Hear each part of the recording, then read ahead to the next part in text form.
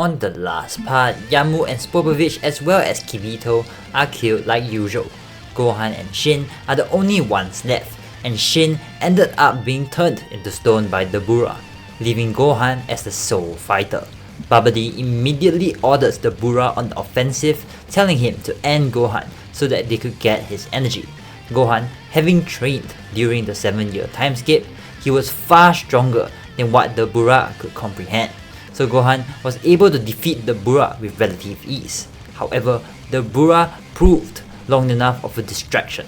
Babidi had injected the energy harvested from Gohan into Buu's egg, and because Gohan is more than 2 times stronger in this version of events, Gohan's energy alone is already enough to resuscitate Majin Buu.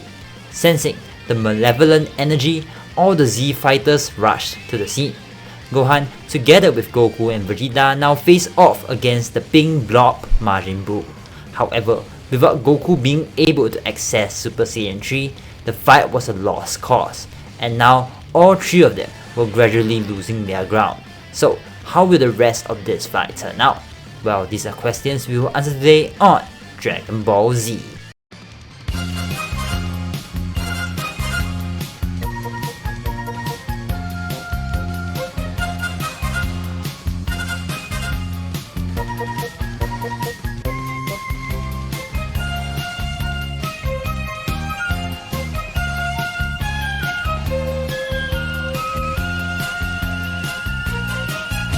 Midway through the fight, the realization struck Goku like a thunderbolt. Majin Buu was toying with them, the insidious grin on Buu's face, the way he seemed almost bored despite the fierce battle. Every sign pointed to the same conclusion. Goku's teeth clenched in frustration as he understood the gravity of their predicament. This was no longer a fight they could win. The odds were firmly stacked against them. As the battle wore on, Buu's patience began to wane. His initial amusement at the struggle had faded, replaced by a growing irritation. The creature's demeanor shifted, signaling an impending escalation. Buu, evidently fed up with this meaningless skirmish, decided that it was time to end the conflict once and for all. With a menacing aura, Buu gathered his energy, preparing for a devastating self-destruction attack. The air crackled with tension as he launched the powerful explosion at point-blank range.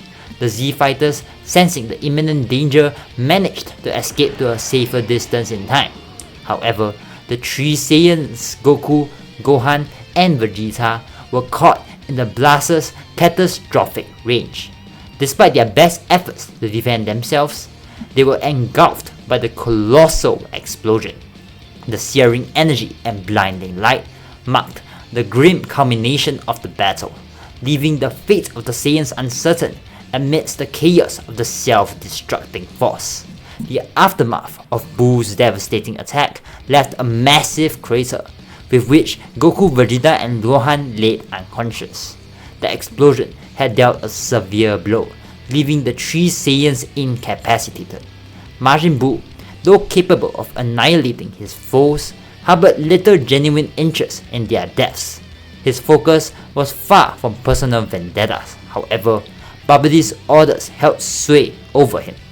Under Babidi's influence, Buu was compelled to fulfill the command to kill the 3 Saiyans, despite his apparent reluctance. With an air of resigned detachment, Buu began to approach the fallen Saiyans. The rest of the Z fighters on the sidelines sensed the opportunity and immediately rushed in. Krillin and Tenshinhan utilized their solar flares effectively, blinding Babidi and Buu for a few seconds, allowing them to save Goku, Gohan, and Vegeta and escape in time. As Babidi seethed with fury, he commanded Buu to advance towards the city where the Saiyans resided, intent on obliterating them once and for all. Buu, heedless of the destruction he wrought, rampaged through multiple cities, transforming millions of innocent people into candy with a flick of his wrist. However, in this altered timeline, thanks to Gohan being the only one who participated in the World Tournament, no altercation occurred between Trunks and that random lady, sparing West City from the chaos that would have unfolded. While Buu continued his rampage, his relentless quest for destruction led him to grow wary of Babidi's incessant orders. The Dark Sorcerer's control over Buu faltered as the creature's impatience boiled over. In a climactic moment of rebellion, Buu turns on Babidi, ending the sorcerer's life and freeing himself from the shackles of command. On the lookout, a palpable tension filled the air as the Z fighters gathered around. Dende and Piccolo immediately fell to their knees in reverence before the Supreme Kai, Shin. With a gentle gesture, Shin urged them to rise, his expression serious as he inquired about their strategy. However, unlike the original timeline, no hidden techniques or secret transformations existed to halt Majin Buu's rampage. Shin's Potara earrings lay in his possession, but he was unaware of their potential significance.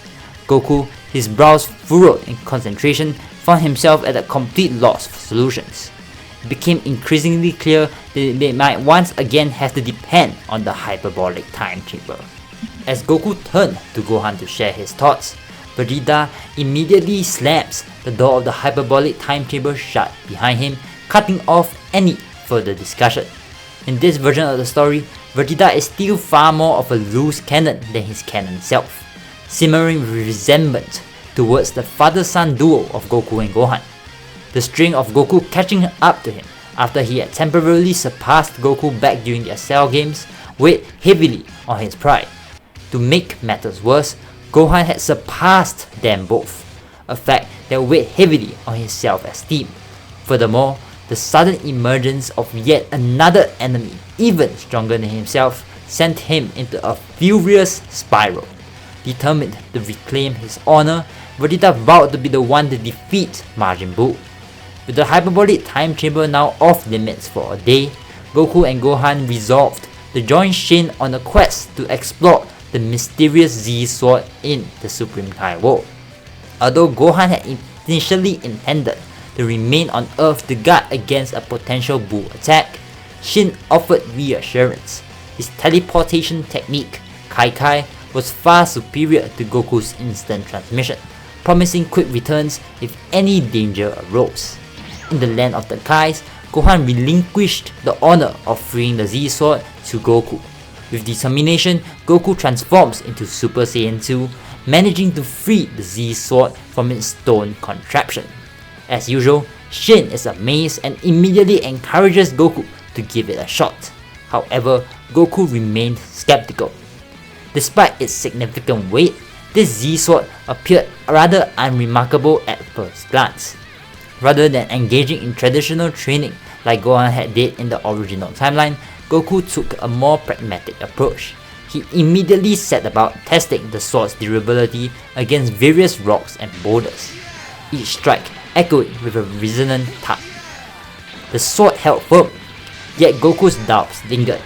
With a flick of his wrist, Shin conjured a block of Kachin, an indestructible substance known for its unparalleled durability, willing to put Goku's worries to an end once and for all. However, the moment Goku brought the Z sword down upon it, a shockwave reverberated through the air. The Z sword shattered into pieces, its fragments scattering like stardust, and from the remnants emerged an old figure, none other than the Old Kai. In this pivotal moment, the Old Kai introduced the concept of his power awakening ritual. However, Goku quickly dismissed the notion. Time was of the essence. The people on Earth depended on them to confront the monstrous Majin Buu immediately. Sensing their urgency, the Old Kai proposed an alternative solution: the Potara earrings. With Goku and Gohan's combined strength, Majin Buu would stand no chance. However, the potential consequence loomed large. They would likely remain fused forever. So, what path would Goku and Gohan take? And what about Vegeta? Would his training in the hyperbolic time chamber yield fruit? Well, these are questions we will answer in the next part on Dragon Ball Z.